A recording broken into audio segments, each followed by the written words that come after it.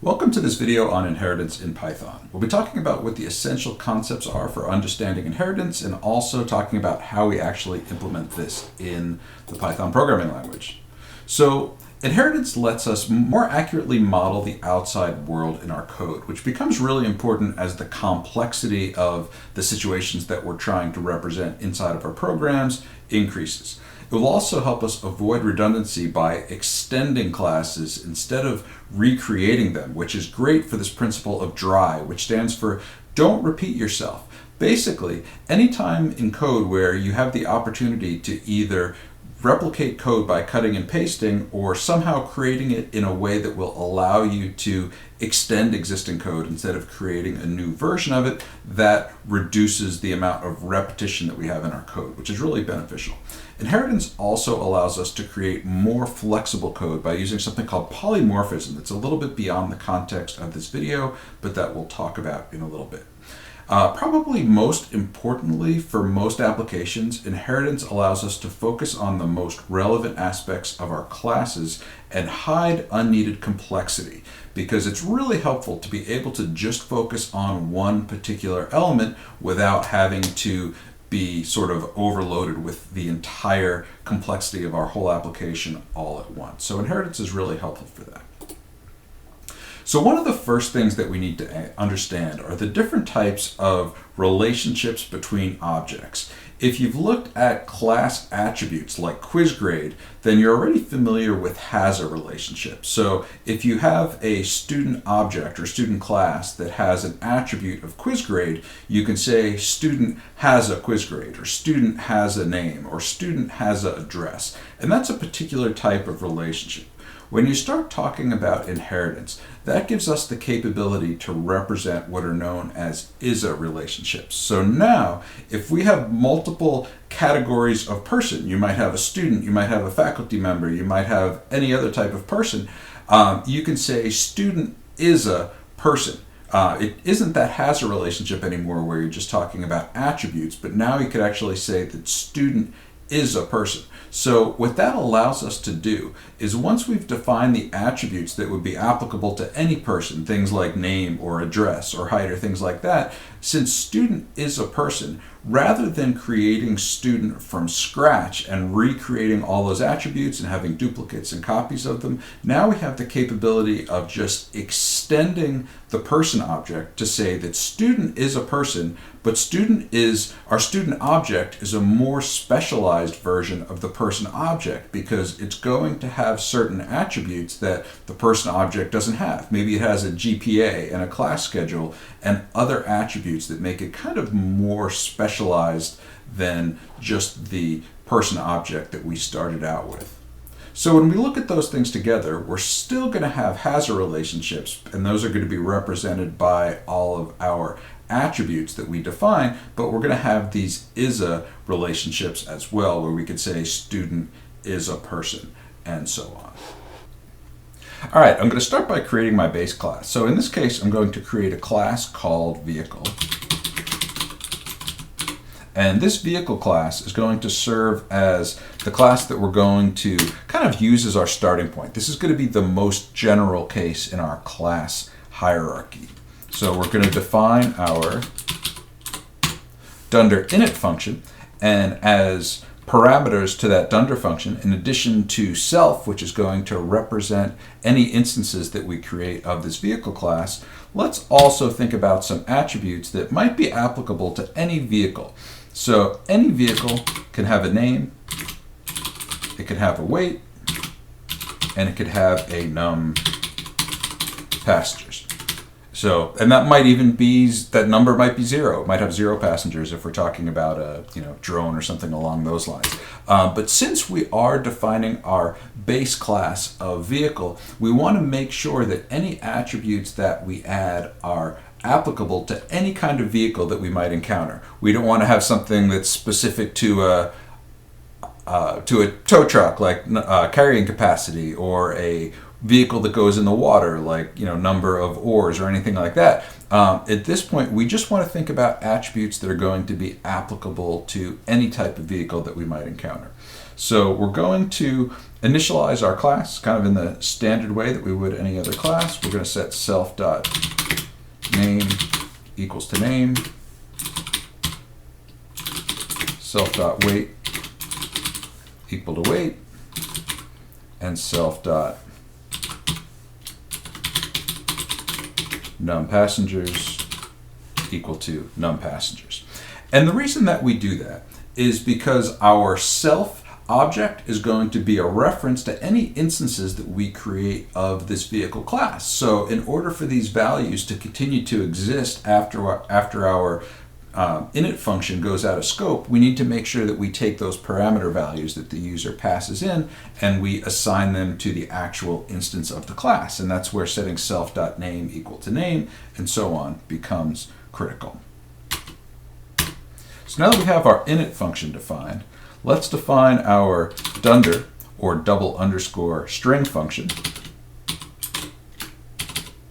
which is going to get called automatically whenever the user refers to an instance of our class. So if we create a vehicle called myFord and I want to be able to just print myFord, it's going to automatically call that dunder string or double underscore string method for us, which is why sometimes they're known as magic methods, because they get called automatically. So what I'm going to do here is I'm going to specify what the string is that's going to be returned if I were to just refer to an instance of the vehicle, like trying to print that vehicle. So we're going to return. I'm going to use my F string because it gives us the kind of maximum flexibility of the options that are available to us in Python. Personally, I like to use double quotes the most because it gives us the capability of automatically escaping parentheses and single quotes, or not parentheses, escaping single quotes, which we tend to encounter more than double quotes. So either single quotes or double quotes would be valid here, but I tend to like using double quotes. So the information that we want to display for our vehicle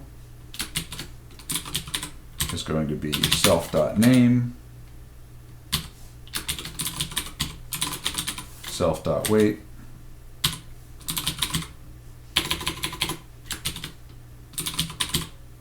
self.num passengers.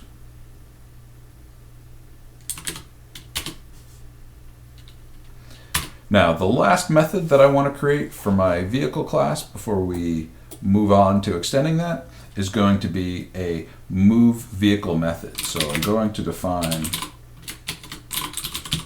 move vehicle. This one is only going to take in a parameter value of self, and we're going to print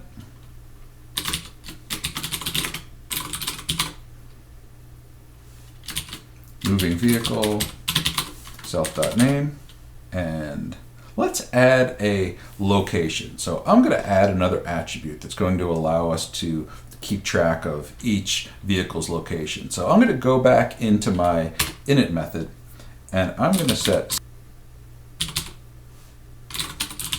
location equal to 0.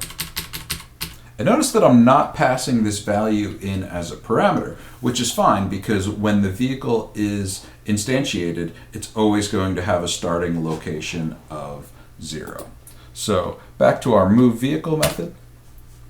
We're going to start by displaying moving vehicle self. We're going to set self.location plus equal to 1. So it's going to take the current value of location and it's going to increment that value by 1, and then we're going to display new location is position self.location. So when we call the move vehicle method for a certain attribute, it's going to display moving vehicle and the name of that vehicle. It's going to increment the location value by 1, and then it's going to display that the new location is position self.location. So now we have a pretty much fully functioning vehicle class that we could instantiate and use any way that you would use a normal class. But now if we decide that we want to create a more specialized version of a vehicle, but we don't want to recreate and duplicate all this work of specifying the name and the weight and the number of passengers and the location. We can leverage this vehicle class to bypass all that extra work and avoid creating code that has lots of duplication in it. So what we're going to do now is we're going to create another class called Canoe. And this time, we're going to specify in parentheses that we'd like that Canoe class to be a subclass of vehicle. So basically what we're saying is that a canoe is a more specialized version of a vehicle. Now, by doing this, we're going to get all of those methods and all of those attributes that we've already defined for a vehicle for free. So as soon as we say that Canoe is a child class of vehicle, it's automatically going to have a name, a weight, a number of passengers, and a location. It's going to have this init method defined, it's going to have this string method defined, and it's going to know how to move a vehicle. So anything that we add to our Canoe class is only going to be items, only going to be attributes or methods that where we want to provide a more specialized behavior for a canoe than what exists for vehicles in general. So we're still going to create an init method and a string method, but we have a few shortcuts that can make our lives a little bit easier now. So in our init method,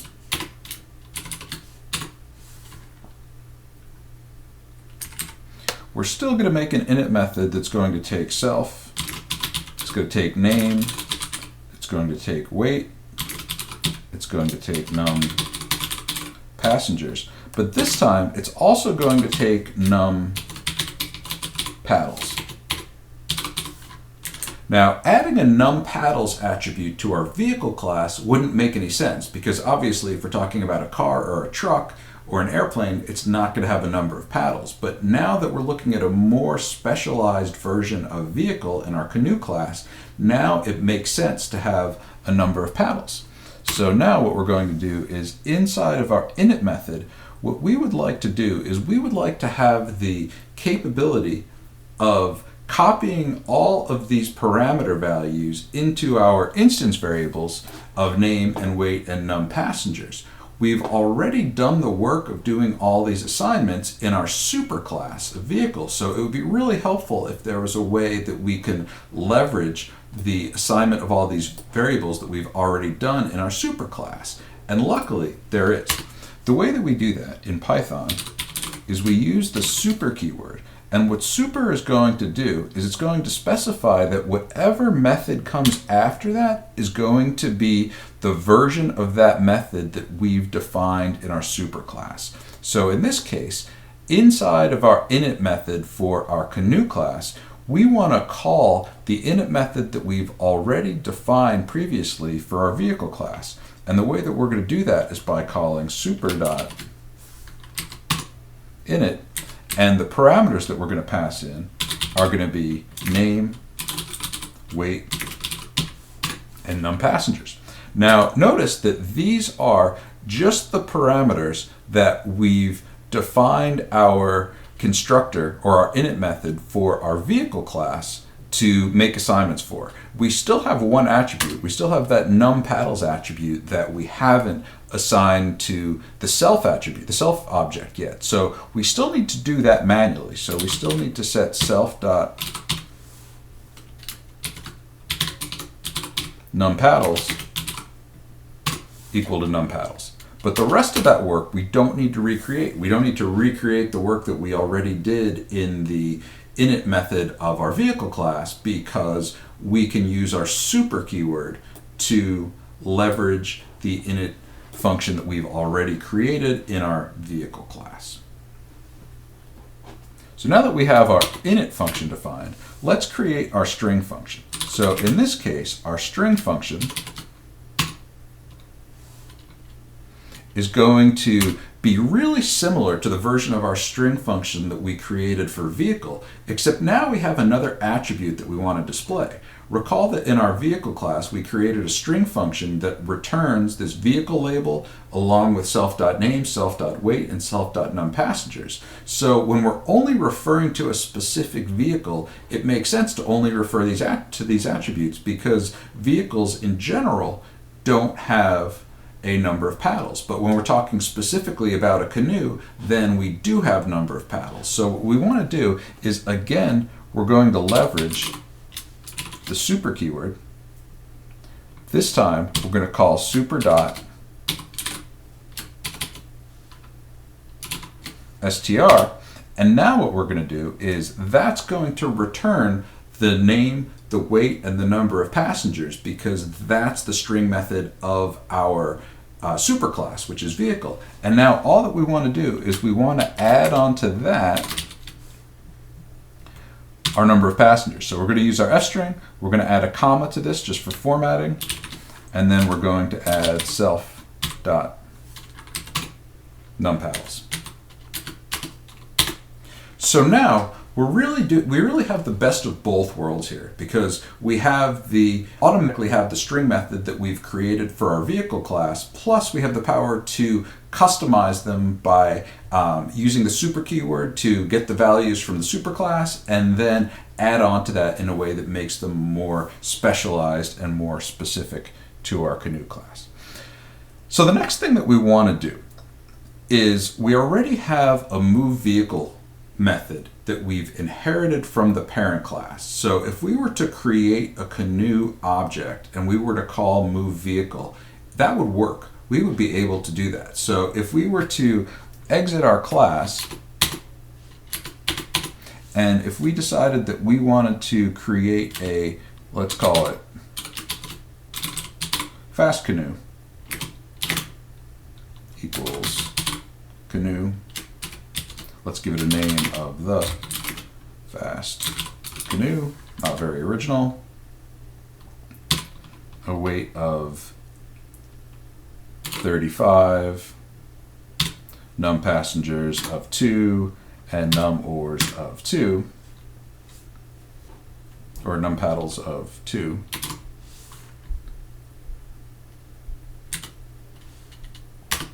Now we have the capability to call fast canoe dot move vehicle, and when we run this, it says moving vehicle, the fast canoe, new position is position 1. So what's going to happen here is when we call fast canoe dot move vehicle, what's going to happen behind the scenes is it's going to look to see what type of object fast canoe is, and it's going to see that fast canoe is an object of type canoe. It's going to look at the definition of that specific object and it's going to say, does my canoe class define a move vehicle method? If it does, I'm going to use that version of it. So if we had that, it would be defined right here inside of the definition of our canoe class. In this case, that move vehicle method does not exist in that class. But what we do have is we've specified that canoe is going to inherit all of the methods and attributes from the parent class, which is vehicle, and now it's going to look at the vehicle class to see, does the vehicle class have a move vehicle method that we can use instead? And it does. So it's going to call that method for us, and that's actually the method that is creating the output that we see down below. However, this doesn't necessarily have all the information that we may want to deliver for this more specialized version of our canoe class. So what we're going to do instead is we're going to override our move vehicle method. And what override means is that we're going to create another version of a method with the same name, but this one is going to be a more specific version that's specifically intended for canoes instead of just any vehicle. So we're going to def move vehicle, and you'll see that PyCharm automatically gives us this hint to the left of our line of code that specifies that we're overriding a method in vehicle, and we see that kind of blue circles with the red arrow inside of it. So now what we're going to do is, again, we have the capability of leveraging the super keyword in order to call the version of moveVehicle from our superclass. But first what we want to do is we want to add something that's specific to how we would move a canoe. So in this case, we're going to print pudding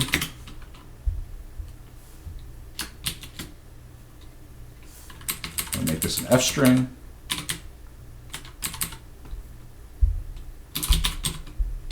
Self.name in the water.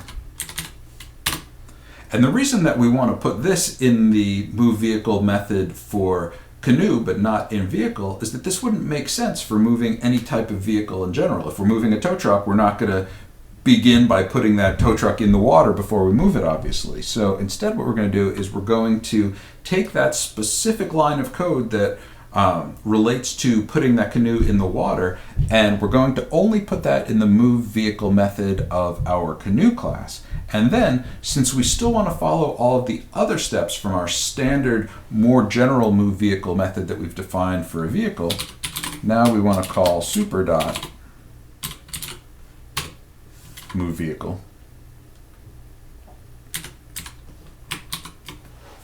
And now we'll notice that when we run this, now the first line that we get is putting the fast canoe in the water, because now it's when we call fastcanoe.moveVehicle. Notice that I didn't change any of this code at all, but the only thing that's different is now we actually have a moveVehicle method that's specific to the canoe class. So now when it says what type of object is fast canoe is a canoe, so I'm going to look in my class definition of canoe, it's going to find this version. It's going to execute the more specific version of moveVehicle that's more relevant to canoes instead of another version that might be either more general in the vehicle class or more specific to a different type of object, like if we had a tow truck class or something related to that. So now we have the capability of executing the more specific version of this canoe. Now similarly, in addition to overriding methods that already exist, we can also create methods that are relevant to our canoe class that wouldn't be relevant to our vehicle class. So for example, we can define a put away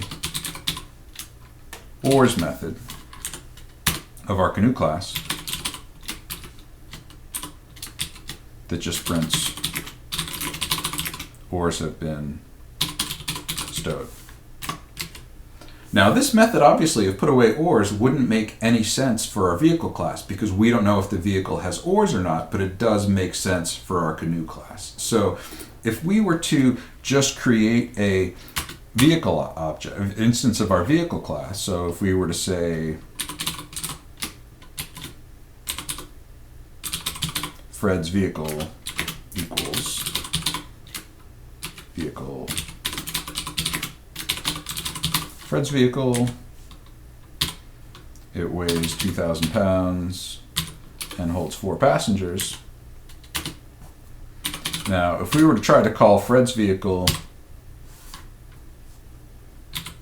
put away oars, we'll see that put away oars does not have a definition for Fred's vehicle, which makes sense because Fred's vehicle is not a canoe. It's just that more general usage of a vehicle class. So in this case, the vehicle class is going to work for general items, like we could call moveVehicle if we wanted to, because the vehicle class has a moveVehicle method defined for it, but we don't have the more specific capability of putting away the oars.